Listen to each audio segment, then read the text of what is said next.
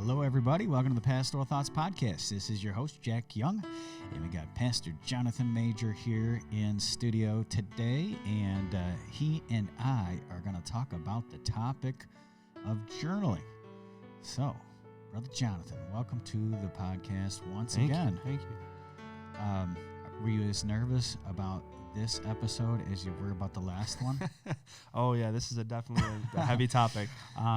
So the last podcast we did was on what?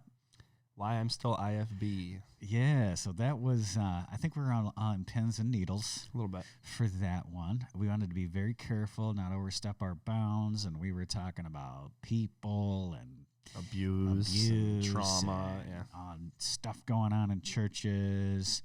And I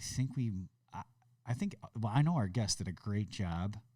I asked Brad, our court jester here at everybody's got their role, and he's the court jester. Like he pokes out the obvious truths. Yeah. And he said, "Man, you were a terrible host. You walked over everybody. Your mic sounded bad." You know, but I was like, I didn't think that was true. Well, and the thing is, I that one, I didn't even look at myself as a host. And, he said, "You had too much coffee." No, I know I was like wound up. Oh, yeah, we were all kind of wired.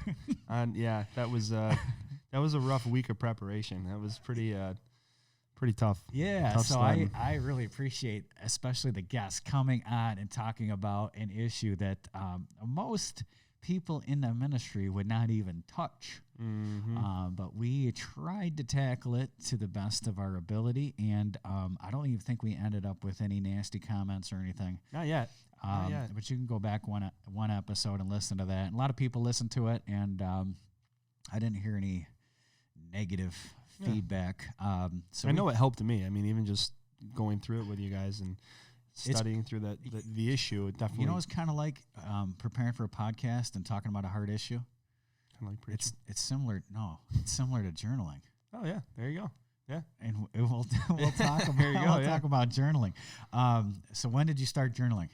Well, I had a diary when I was like 6 till I was like 10, and it's the laughing stock of my family. Everybody goes back and reads looked it. at it. Yeah, and they all wrote their little comments in the side margins. I still have it, so That's it's pretty terrible. funny. That's terrible. I wrote it in crayon, so that's exciting. But no, I actually started journaling when I was like 20, 21, when life started to get serious and I needed clarity. Something, yep. Yeah. Mm-hmm. I did in 2000, and I think I have down on this paper 2005, but actually it was 2003. No, 2004, and I have the journal right there. And I was in a class in Bible college taught by our professor, Greg Hahn, and he challenged all of us to start keeping a journal. And so I went to Barnes & Noble and bought a nice journal. It had a nice jacket on it. I still have the jacket. Then I had an insert, and it's kind of like yours right there. Yeah. And started journaling then, and I am very, very, very glad that I took him up on his challenge. And it's been a wonderful experience journaling. Yeah. So 2004, I was 9 years old. Yeah. I was journaling then too, you know. Right. With crayon, but right. And since you got mocked and teased, you probably kind of I stopped for a few years. For a few years. Yep. Yeah, and that would have been neat if you continued. But I have pretty consistently since 2004 kept a journal.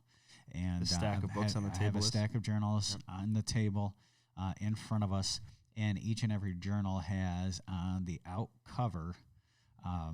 It has the year. I just took a Sharpie and wrote the year on that journal, and I can go back and read it and reflect. And it's been a tremendous thing, and it's something that has been used throughout history. Yeah. And we'll talk a little bit about that. But what do we want to talk about first? The benefits of journaling. We could get practical. Or the methods. You want to talk about the methods? Let's talk about the methods first and the benefits last. How do you journal? And we'll talk on a broad basis, too, the different kind of journaling, at this point. So I think I know how you journal, and I know we do it differently, so I think it'll actually be a good contrast for people. I'm not exactly a scheduled journaler. I don't, have a set day or time that I sit down. Basically my journal, I began journaling because of, you're a teenager, young adult, 20-something-year-old, and, trying to have a walk with God and trying to get through life's challenges. And I needed a place where I could put my thoughts down and see them, break them down, work through them. And so I would journal as I read my Bible in the morning. Mm-hmm. I would journal, during prayer time, and I would write out my prayers, and I would write down, just bare-bone thoughts that I was feeling or emotions or things that were happening. And I didn't really do it on a, scheduled basis, but kind of as needed.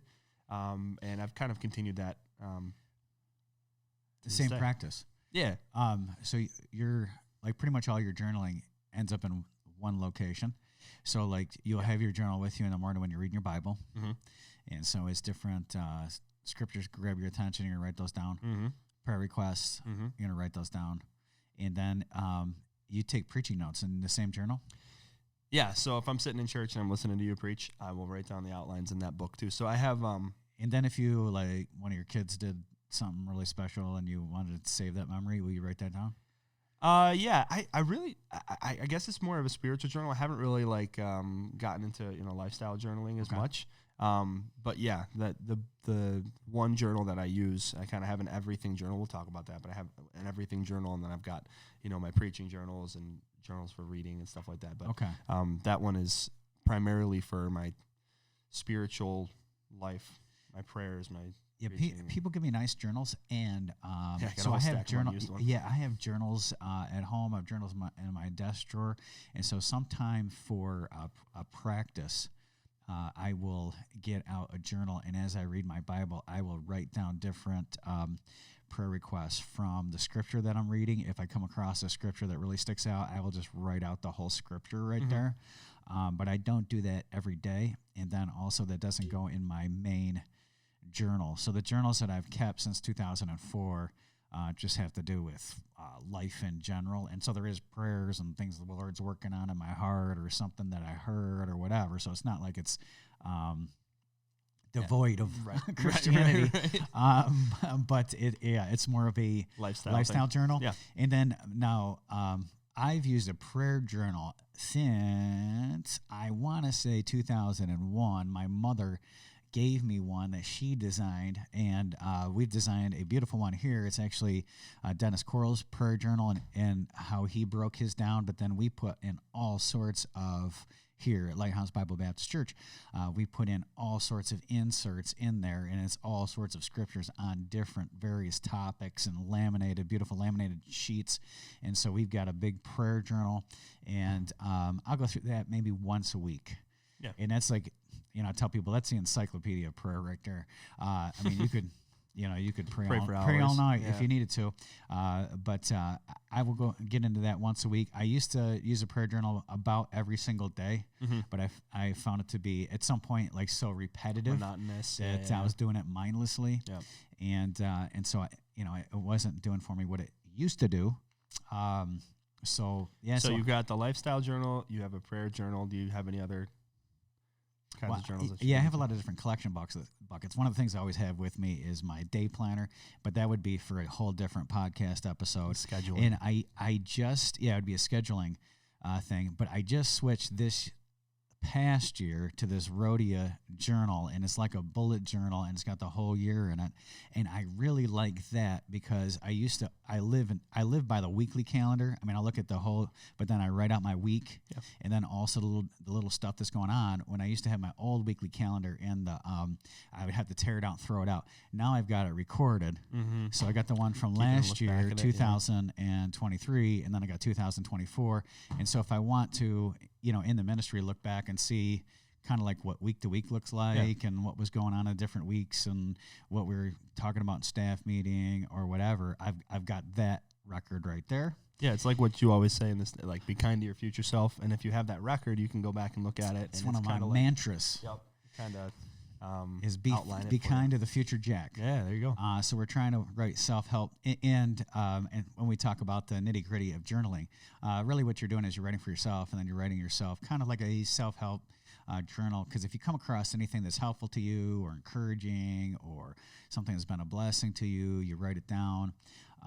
And when you read it later, it is very helpful to you. Mm-hmm. And I do that, and then I have what I call a mastermind journal. And again, that would be for another episode as well, but I have that with me right here, and I look at 2 pages of that every single week. And so if I hear somebody say a quote, or there's highlights in a book, and I really want to save those highlights because it's very good, and I want to look at it on a somewhat regular basis, maybe like once a year at least, I will stick it in the mastermind journal. So I'm doing more reading of the mastermind journal than I am writing in it from week to week. Yeah. But yeah, if I'm listening to a podcast or a book or whatever, and something like really stands out, man, I'll get out my mastermind journal and write it in there, and it has nothing to do with my life. Right. Other than it's just words Helpful. of advice or counsel or whatever that I want to see on a regular basis. So that's a different journal that I have. So would you say, like, from just looking at all these different journals that you take and keep, we would probably venture to say that our mind is a limited resource and that we can't possibly keep all the things in our mind that we'd like to, and especially with today's day and age and, TV and distractions and social media and phones. We can't think because we're always in front of screens, and we always have input coming into our ears in one form or another. And I'm guilty of that. Like, if I go for a jog, I'm listening to podcasts. Same. Yeah. I got the headphones in, right. Yep. And always input. As soon as I jump in my car, I'm like, what do I want to listen to? And then I'll listen to something. But you have to stop and you have to pause. And you have to collect your thoughts, and you got to find clarity. In a way, your journal is kind of an extension of your brain. You're setting things aside, saving things, saying, hey, this is something I want to remember. This is something I want to use later. This is, like kind of like your scheduling, but in reverse, right? Yes. So, yes. Yeah. And so, we can talk about the benefits now. Yeah. So I've heard, your journal is a place to think. It's a place to collect your thoughts. It's a place to store your precious memories. A journal allows you to count your blessings. It allows you to name your prayer requests. It is a place of accountability to yourself. Mm-hmm. Yep. And that's how I look at myself. Paul said, I should have put the verse in front of me, that he says that he brings himself into subjection. Keeps under his body and brings it. So he's accountable to himself in the Lord. I mean, he's accountable to the Lord, but he's examining himself through the lens of Scripture and everything else, and kind of bringing himself in accountability. Right. So we'll talk about this here in a minute. You talked a little bit about the when you journal. I have a kind of like a personal thing where I call it MAD, minimum effective dose. Like, what is the minimum amount that it takes? And I think it's like a baseline. Like, so if someone starts working out and talk, Pastor, start working out, man. I'm going to get back into shape like I was in high school. And I'm like, well, let's just go for, 15-minute walk every day. Start small. Yeah, exactly. Right. And take small bites. So the rule that I have for myself, and this is my minimum effective dose. So even if I've got a busy week, I have no excuse not to journal. So it's a minimum of 15 minutes that I'm just going to write. And I'm going to write whatever comes to my mind. And we'll talk about who you're writing for. You're just writing for yourself. I'm sorry, nobody's so interested in you that they're going to read your journal. Your brothers and sisters aren't around anymore. Well, right. Yeah, exactly. It's not as interesting anymore. No. And so you're just writing for yourself. And so it's a mental vomit, so to speak. So sometimes I might write about what church was like on Sunday, or I might write about some sort of experience or trip or whatever that's going on, and it's just a 15-minute accountability session, and it's really the first thing that comes to my mind. So I'm going to write that down, and doing this, it helps you be more focused, be more centered. It's a place to organize your thoughts, and I think that's very important. Like, if we talk about people who pay big bucks to talk to a psychiatrist, and really what they're doing is they're bringing their problems, offloading their problems. A lot of psychiatry is just listening and understanding. And so, we need to be heard. And so when we write, what we're pretty much doing is we're hearing ourselves speak our own problems. And then psychiatry is also, hey, we're trying to figure out what's the issue here. How can I fix this? And so a lot of times I do this a lot, and I might sound like a crazy man. If I'm driving by myself and I'm having a hard time with something, I will talk through it out loud to myself, and I'll solve my own problems sometimes just going over it. And so that's kind of the same way with journaling. So you can hear yourself think. Problems. If you're human, you're going to have problems, and sometimes you have big problems, like real big. I've got a quote here from Anne Frank, and of course, she wrote her journals in an attic. She had a few problems during Nazi Germany, hiding from, and then she eventually died. And of course, her journal became, a world bestseller. But she said this. Here's her quote: "Paper is more patient than people." So what you're talking about, like you go to a shrink, and I can tell you, if you want to do counseling and you want to be a good counselor, just ask questions. Really, how'd that make you feel? What was that like? And people walk through it, and people need to hear themselves think, and they kind of need somebody else to help them. And you sit there and listen, and don't speak. Unasked for advice is seldom heeded and often resented. Yep. And then, at the end, if people want a conclusion and look at me, I'll give them scriptural principles and things, but mostly it was them going through the process of this whole thing. Yep. So that's what journaling is. I mean, you're putting your thoughts on paper. I remember when I was 24, I went through kind of a rough breakup, and I had some, tough times in my life. My friendships were kind of getting skewed and messed up, and I just went through a rough patch for a year or so. And I remember just what a powerful tool it was to be able to write down what I was thinking, what had happened, the mistakes that I made, and it really helped me to work through it. If you write down a list, you will feel 1,000 times better. I did. It was amazing. I don't know how I stumbled upon it. Like if you had another friend who just is going through whatever you went through, what were some of the things that you would tell him to do? And then you just write down 1, this, 1, 2, that, 3, this, 4, that. And just the process of putting it down, here's what happens is you put a distance between yourself and your thoughts. When you put your thoughts down on paper, you can look at your thoughts and examine your thoughts. Right. And a lot of times you'll see where you're in error because you put it down on a piece of paper. And again, that's why people need to hear themselves think, in counseling. You ever say something out loud and you think they'll correct themselves. Yeah. Like that sounds really stupid. Yeah, you say it out loud and you think, wait a second, that's not. Or if you're logical. Or if you're going through a big issue in your life, because that's another thing in counseling. I say, what you need to do is get your Bible and just write down a game plan. Write down verses, write out the verses, and just write how you're going to approach this particular problem. Do that. Yeah. And that's another thing in counseling is that you're supposed to give people homework. If they don't do their homework, don't waste your time counseling them because they're not trying to solve the problem anyways. No. But you can solve your own problem this way. You work through things. Yep. Yeah. Ease your mental load, like we said. Your brain is a limited resource. You store memories, like you said. John F. Kennedy and John Fitzgerald Kennedy, during the Bay of Pigs, I was just reading this somewhere or saw it somewhere, where his journal during that time he was drawing sailboats because him and his family grew up in not Nantucket but Kennebunkport or one of those fancy places and sailed all the time. And he really loved sailing, but it was something to relax his mind while he's contemplating, how the CIA set him up in the band thing or whatever, and how he's going to dismantle the CIA while he's drawing a sailboat. But just the very fact that you're distancing yourself from your thoughts. I've done this before. If I'm going through a particular issue, a particular problem, I will write out in detail because here's something that stresses you out. If you're going through an issue and you've got some sort of controversy or whatever in your life, and you have got your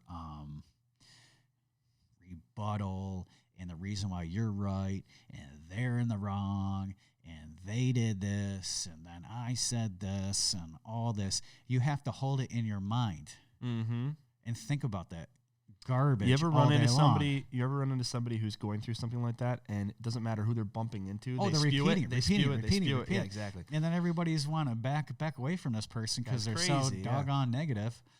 Where here's what you need to do is, and I tell people this too, is especially if it has to do with legal stuff. I'm like, are you writing this down? Yeah. Well, no. Like, you need to have this documented Absolutely. and document this on a regular basis. But you document, whatever is going on and what your thoughts are. And again, you're distancing yourself from those thoughts that you don't want to consume your life and ruin your life, and then put it over on a shelf somewhere. Mm-hmm. And then later on, if you have another thought that Or if needs you to go need in it, that you can go collection back. bucket, Yeah. that you can go and you can write it down in that particular collection bucket. Of course, that's going to be different from your normal journal. Mm-hmm. I'm not going to record, stuff that's garbage or whatever I have to deal with in a journal. But I will record it, and it will be stored in a certain location. That way I don't have to think about it. Yeah. I don't have to occupy my mind, and I can focus on better things and kind of compartmentalize Just that. drop it.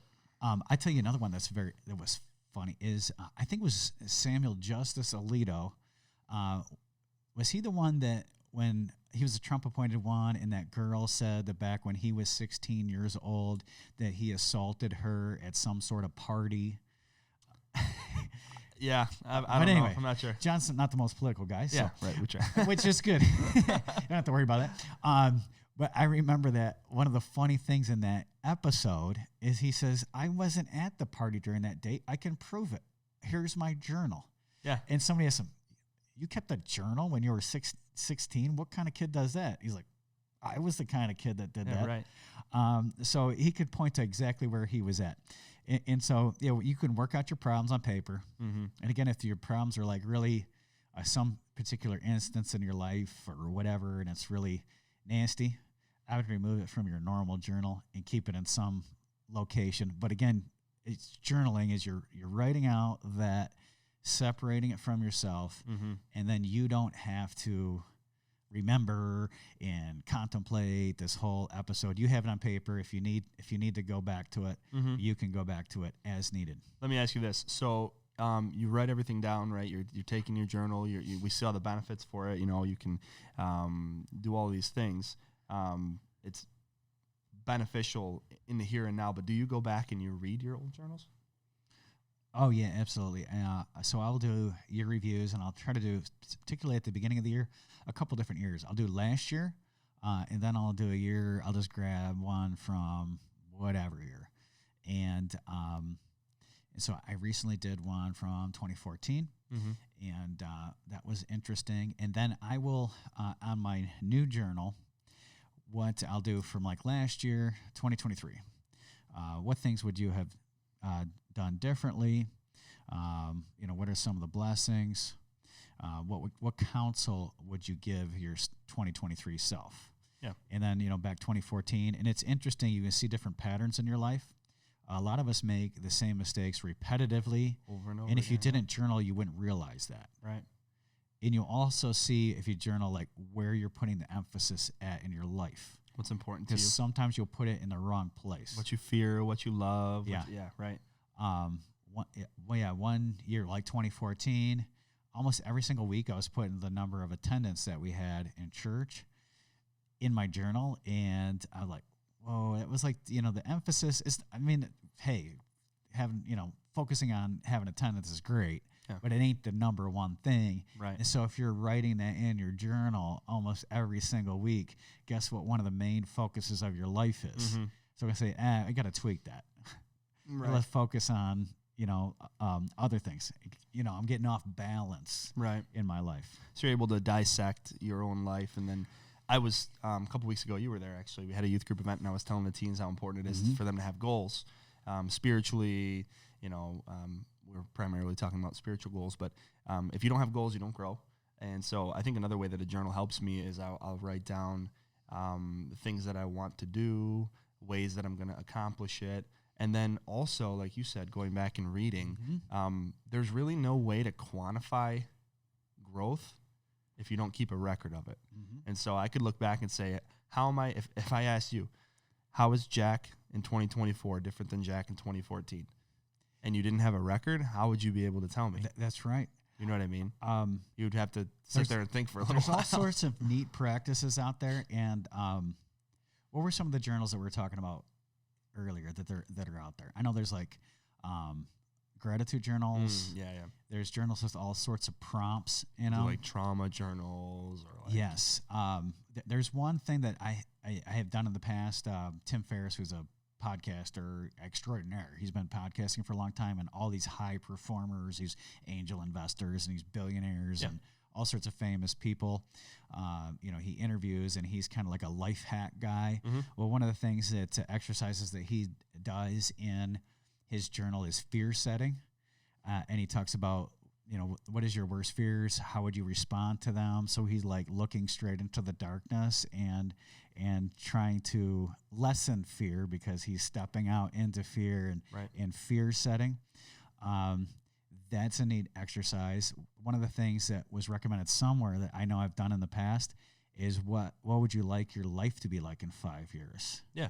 Oh, and I have to say that Greg Hahn challenged us, and the guy who got me journaling, the professor, he challenged me, or challenged all of us, but I took it personally again in 2003, 2004, right around in there. Write what you would like your life to be like in 20 years. And so I'm a pastor of a church. Here's what I write.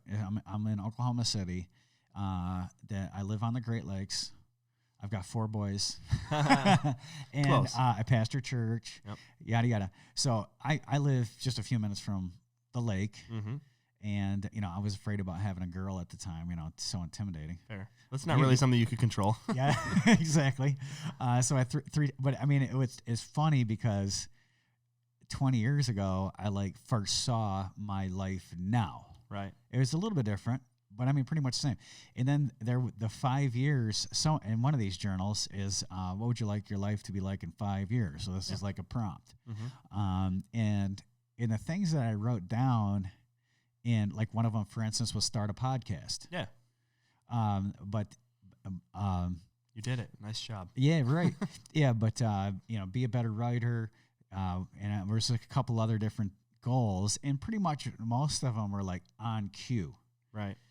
So in your journal, you can see the future in a sense that you can, what do you think the Lord's put in your heart to do? Right. And how are you going to go there? How are you going to do? And you can kind of see yourself 5 years from now. Preparation is in the heart of a man, but the answer is from the Lord. So you're not being presumptuous upon the Lord by planning for the future. No. Well, and if you don't have goals, then you really don't need faith, so to speak. I mean, what are you trusting God to do? If your goals don't scare you, you don't need faith. And then if you don't need faith, you don't need God. And then, okay, what happens to your Christianity? And I've seen young people just kind of like live their life as, So what are some of your 2024 goals? 2024 goals. I have Bible reading goals. How much I want to read my Bible throughout the year. I'd like to pray more. My prayer life is not what it should be, and so that is mine is. Yeah. Mine is. Oh, it is. Yeah. Well, I think we could all say that. 2024. I have them right here, actually. No, I don't. I have them in my day planner. Okay. But right. That's why it's important to write them down, because our minds are a limited and if you're resource. in your day planner, and you see them once a week. Mm-hmm. That's exactly the same thing I do. Right. But see, like with your goals too, your goals are nothing. Habits are everything. Exactly. So you know what you're shooting for. How are you going to get there? Exactly. And you have to break down, like you say, weekly and daily, and exactly. So like, in a journal, you can write these things out. Here is what I'm shooting for. Here's going to be my practice. Mm-hmm. And you can kind of, again, foresee the future. Right. And then also in journaling, you can remember the past. Right. So the instance there in Esther, where the emperor of Persia can't sleep, so he has somebody read the Chronicles to him, and he comes across Mordecai, who saved his life. And what did we do for Mordecai again? Right. We didn't do anything. Oh, well, let's do something for Mordecai. So it's so fascinating if you journal for a while and look back and read some sort of account from something earlier you would have forgot, or some person was a blessing to you, or, for instance, when we went to Israel in 2007, every single evening, now I'd encourage you this, so if you're on an interesting trip, like we've got a young lady that's going to Italy this next summer. I'm gonna have to like tell her, hey, you got to keep a journal your whole trip. Oh yeah, so you can sure. have it with you the rest of your life. Your Italy journal, and so she could look back 20 years and be like, oh yeah, that's where we went and had lattes or whatever, and that's where we passed out tracts, and here's what, and so you can go back in history through your journal as well. Right. Yeah, I think that's literally when you first asked me to do this podcast, that was the first thing I thought is, I think the devil's number one tool in our lives is discouragement. And you look at your life and you think, man, I haven't really accomplished what I wanted. I'm not doing much. God's not working in my life. And he can get you really down. And then you start to look back and you think, oh, wait a second. Oh, look at that I was praying for and God solved that issue. Or look at that sin that he helped me conquer, or that habit or that idol that he took out of my life. And you start to see where you were and where you are. And it's a great avenue of encouragement. I mean, for myself. How often do you get out your old journals and look at them? I usually keep one on my nightstand. And, I don't read a specific amount, but sometimes I'll get in there, I'll go down a rabbit hole, and you just start perusing, reading through it. Yeah. And it brings you back. It does. Yeah. Yeah. It can be a little cringy at times. Like you said, absolutely. I don't delete the bad stuff. I just leave it in there, and you read it and you think, wow, okay. And so when I write, I don't write like, dear diary, I'm feeling this or that. This is just not me. If you want to do that, knock yourself out. I'm like more, facts, just the facts, ma'am. And if I you date all your entries and stuff like that. Oh yeah, got to. And a lot of times I'll put the day and the date, so I can look at it and say, okay, that was a Monday. Most likely I was at home, or Tuesday evening, or what, so I can kind of figure the setting of where the thing was. Now, I know we'll talk about this in a minute.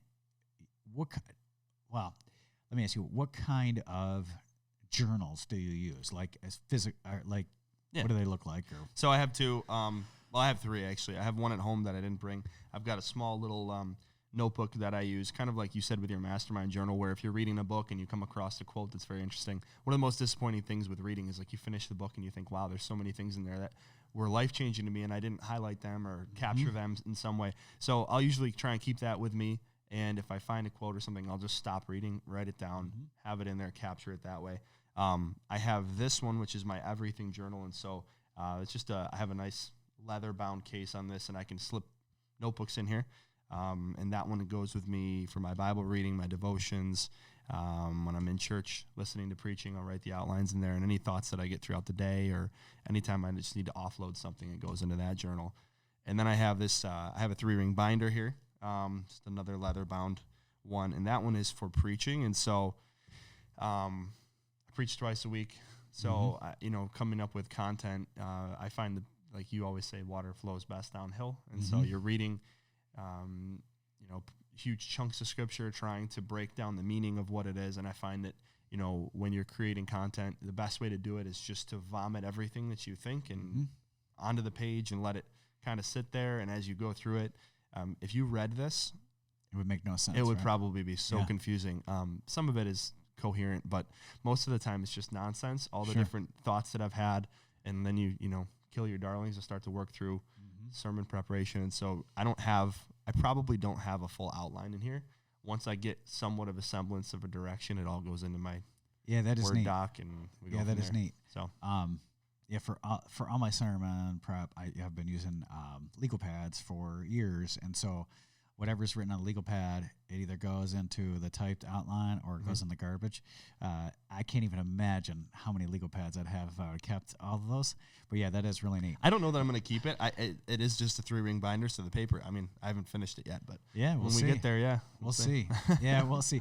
I do type up all my sermons, but I do like a physical copy of the sermons. Maybe I'm paranoid about losing it. Yeah, having EMP bomb go off and my computer gets fried and the cloud drops out of the sky. Wait, so you have a physical copy of every sermon you've ever preached? It's over there, man. Wow. You see all those folders? I do, yeah. So I've got about at least 45 or 50 folders over there, binders, and they're smaller binders, and those are printed sermons that are punched and put into... You ever pull an old one out? Oh, yeah. No, I'll look at stuff because there's so many parallel different scriptures. Absolutely. That I will... look it up. Like this Sunday is going to be Psalms chapter number 1. Well, I mean, if you've been in the ministry for a few years, you've done Psalms chapter number 1 before. So I will pull out that old thing and I limit myself to 3 or 4 half pages of sermon notes. I don't have prolific notes, and so I will look at that and see what good points I have. Some of the stuff from whatever, last time I was in Psalms 1, it ain't going to speak to you no more. Yep. So you have to restudy it and everything. But yeah, again, be kind to the future Jack. Right? You ever read something that you wrote like years ago and you think, wow, that is pretty good? Actually, like, yes. whoa, yeah. Sometimes I am very surprised at my former self. I don't remember ever writing that. Yeah. I don't know who I stole that from. Yeah, but right. That was really, really good. Forgot to put the quotes on it. Really profound. Mm-hmm. So I keep all that stuff. And so I do like the physical aspect of it. There is, and I noticed on the new iPhone update is they have did you get that journal app? It just automatically appeared. I don't know if I did. It automatically appeared on my iPhone. Just popped up. Yeah. Now I used a journal program. It was recommended by Michael Hyatt, and I haven't listened to his podcast in years, but I used to be a religious listener of his podcast. He used to run Thomas Nelson Publishers, and he's like a self-help Christian guy. But he recommended this Day One journal, and I wish I would have never listened to him. But but I did use it, and the one nice thing about it is you can have it on your phone, you can have it on a computer, and you could take a picture of your kid. You could have drop a photo. Your son loses his first baby tooth. You take a picture of him, and today Daniel lost a tooth, and he said this and that and the other. Yeah. And of course, now with the modern technology, you can even voice to text.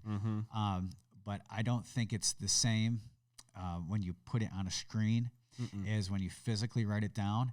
And then also, I like pulling out the physical copy and not having to look on a computer to see my old journal. So I did that method for 3 years, and I kind of wish I just used the old school journal. The only benefit to digital was the pictures. It was really cool, and it would date stamp it for you, and it would also say what the weather was that day, which is pretty cool. That's kind of neat. Yeah. So it had some interesting features to it, but I was reading something now. Walter Isaacson, a fabulous writer. I mean, he writes biographies on all these different people. I know he did one on Einstein, and but he did one on Steve Jobs. And he recently redid the one on Steve. No. He recently did one. No, he didn't redo his one on Steve Jobs. Anyway, he was writing a biography on Steve Jobs. And he interviewed Steve Jobs, and he if I remember the biography correctly, he was interviewing Steve Jobs while he was dying of cancer. And they tried to pull up his Steve Jobs journal, and there was 3 years worth of journaling. I mean, when he was founding Apple Computer. On Gold. He couldn't get it off his old computer. Oh, no. Yeah, that's forever lost to history, this genius who changed the world. But he did write a book on Leonardo da Vinci, which I recommend. That book's amazing. So Leonardo da Vinci lived like 400 years ago, and he was a multifaceted genius. Oh, yeah. Like he could paint and sculpt and design water, sewer systems and all. And he had, flying machines that he designed and things like that. It never came to fruition. So from 400 years ago, Walter Isaacson could pore over all of Leonardo da Vinci's written journals. Right, because he wrote it with his hand. He wrote it with his own hand. So, yeah, I like having the physical journal. Is there a benefit, do you think, what kind of benefits do you think there are to actually writing it with your hand besides having a physical journal, but actually you tell me paper? You tell me, what do you think? Well, what do they say? What do they, whoever they are, say? It makes you slow down. I know that for sure. There's a reason that I type my sermons because it's faster. I can get it done quicker. Right. If I write it with my hand, it's going to take me twice as long. But when you're preparing sermons, you write everything down, right? You don't like prepare by typing. No. Yeah. You prep by I prep by writing and then I type it out when I'm done. But I have all these nice different color pens too. That does help. I do have pens that I like. Do you have different color ones? I don't. Did you can circle different words I don't, and write different things on? Okay, man, you got to start doing that. My wife does. Yeah, she's got very good handwriting. And steal some of her pens. You see her medical notes. It's pretty ridiculous. So they say that if you write something down, it's like what? Hearing it 7 times. Saying it 7 times. Saying it 7 times. Either way. So it's a learning mechanism. And I've heard people argue this point that, for instance, students in class, if they take if you look at a modern day classroom, goodness, it's all laptops. They're all typing on laptops. But if a student will write on a notepad, they are way more likely to learn that material. Again, for some reason, it takes ownership of it.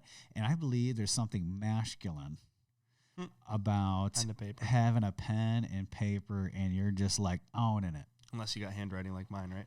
Right. Jonathan's got beautiful handwriting. First time I ever saw his sermon notes, I thought Paulina wrote his notes for him. I'm like, dude. That's hilarious. What is wrong with you? But I'm jealous. I wish I had beautiful handwriting. I do not. But yeah, I got this journal from Paul and Marisol Hortez here in our church, and this year, and I started. Man, it is awesome, and it's an insert one like you got, except it's a big. I like the big. Yeah, that's nice. The journal I've got now is a little bit small, and so I have to use 2 pages usually when I'm doing sermon notes or anything like that. But yeah, I like physically writing it. I like you said, there's something about it that you can't really put your finger on. It does make you slow down, and I think when you slow down, you're more thoughtful. And in our society, anything that makes you slow down is a good thing. Yes, because we're hyper speed. Oh my goodness, all the time. Yep. So you got to stop. You got to think. You got to write it out physically. And I like you said, it not just writing it out is important, but having a physical copy for me is pretty awesome. It's a great thing to go back and read. Maybe one day my kids will read it. There's some of them I hope they don't. Yeah, maybe. And to help people too with that, because probably some people are very self-conscious of whatever they put down, but don't be hyper self-conscious. Don't worry. Most likely, even your kids are going to care less about your journal and reading your journal. You write it for yourself, and write it with yourself in mind, of course. With the Lord. Yeah. But you're writing it primarily for yourself. I keep next to my chair Marcus Aurelius's Meditations, and so this is very fascinating to me because it was written 2,000 years ago, and you can find Marcus Aurelius Meditations in every bookstore that you ever will go into. Basically, it's his from journals, here to the next 1,000 years. Right. It's a classic to the ages, and Marcus Aurelius never knew anyone was going to ever read his journal. And so what his journal was, he was writing himself a self-help manual. Right.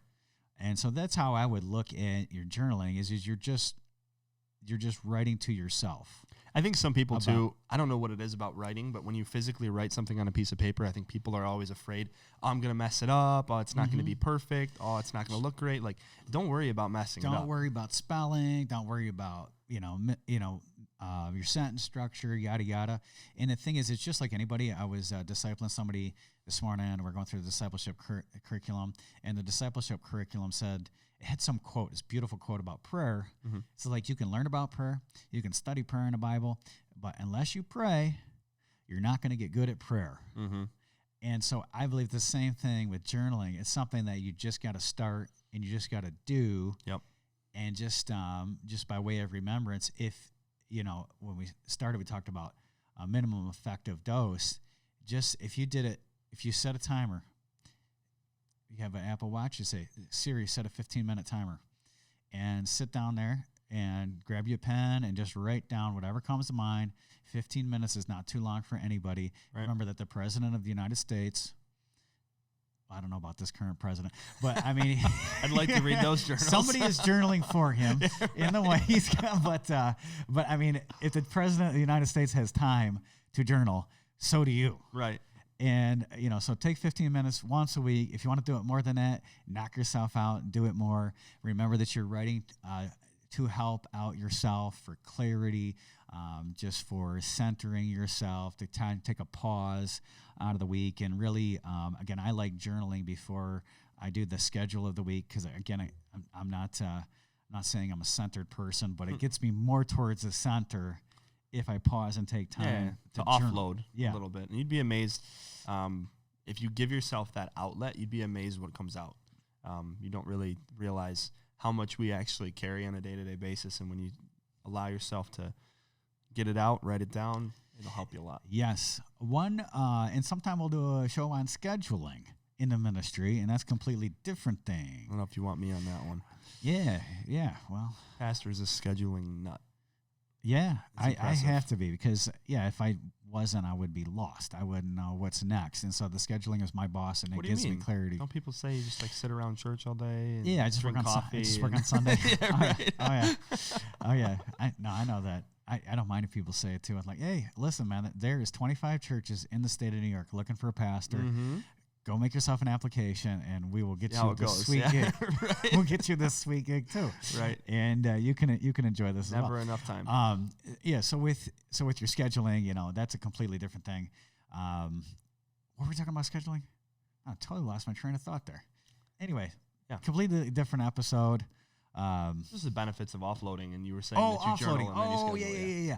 I read a book by David Allen, who I still use his methodology. I've kind of I've messed with it a little bit, but David Allen, Getting Things Done. That's the book. You can get it on eBay for like $5, free shipping. It's been around for a while. But one of his big things is that a empty mind is a powerful mind. And so let me explain that. A short pencil is better than a long memory. So if anything at all comes in your mind to do, you have to capture that in your collection bucket. Mm-hmm. Get it down somewhere. How many times have you told someone, yeah, I'll do that. Hey, I'll pray for you. Hey, I'll whatever. Yeah, and if you don't have it down, you're going to forget it. But if you capture that, now once you capture it, you're going to have to, from your collection bucket, put it into your system. Some system of getting it done. Yeah. Exactly. However, journaling gets those thoughts that are you're kind of like trying to figure things out, and whatever the main thing is going on, it kind of like is a collection bucket. It kind of captures those thoughts. And again, you distance yourself from your thoughts, and then you have a clear mind. You're focused. You can do other stuff more effectively. In a way, it's literally, so if I sat down with a pastor for an hour every week and he said, what's going on in your life? And I sat there and I explained to him what happened during the week, stuff that happened to me, things that I was thinking, problems I was dealing with.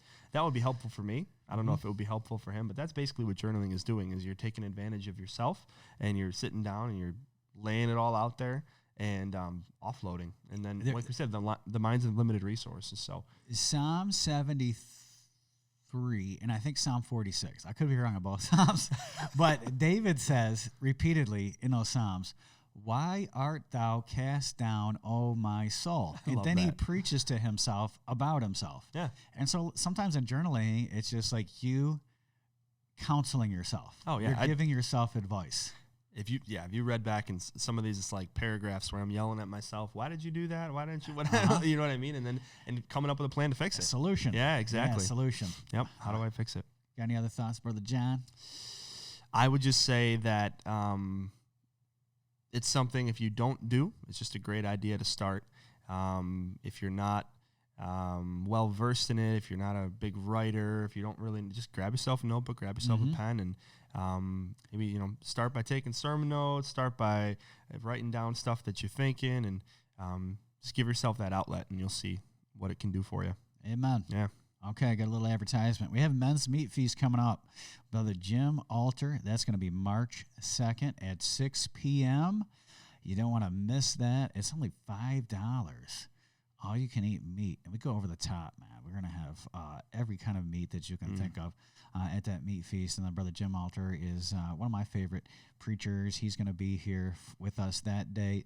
You can go to lbbc.info, and you can sign up for it right there. You can pay right there online. And then, also another thing that you need to check out is go to the App Store and download and just look at Lighthouse Bible Baptist Church's app. Our app's incredible, isn't it? It is. It's probably the best app. I think so, yeah. Of all time. Yeah. And so go to the App Store, check that out. Lighthouse Bible Baptist Church, download the app and look at it. If you pastors or any people in the ministry have any questions about that, I'll be happy to answer them. We tell you about how we set that up. Just email me at pastoralthoughtsmail@gmail.com. And then the Expound Conference. 2 times I've been to the Expound Conference down in Alabama. This time it's coming to the Northeast, right here at Lighthouse Bible Baptist Church.